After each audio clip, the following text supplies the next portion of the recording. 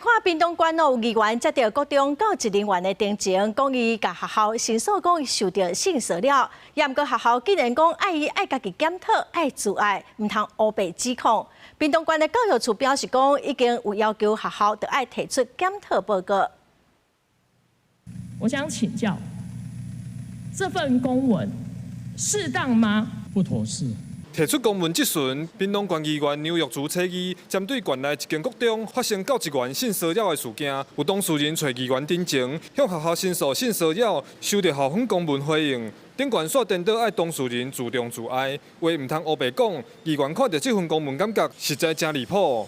請問這個公文是不是有違反秉持客觀、公正、專業原則？的確不妥適哈，所以我們要求學校內部要檢討。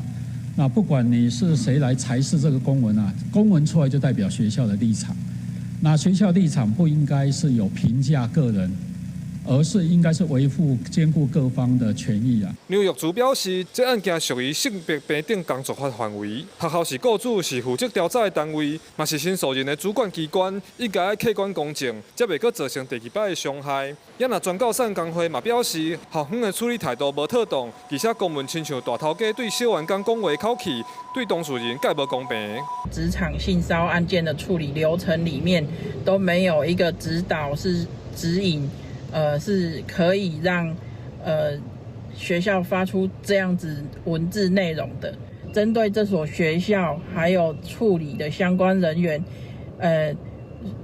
做這樣子的公文，也已經涉及疑似職場霸凌的問題。教育處長陳國祥表示，相關公文內容確實無適當，學校處理爭議案件，袂使用公文對個人進行評論，嘛袂使有儀式的立場，已經要求校方提出正式的檢討報告。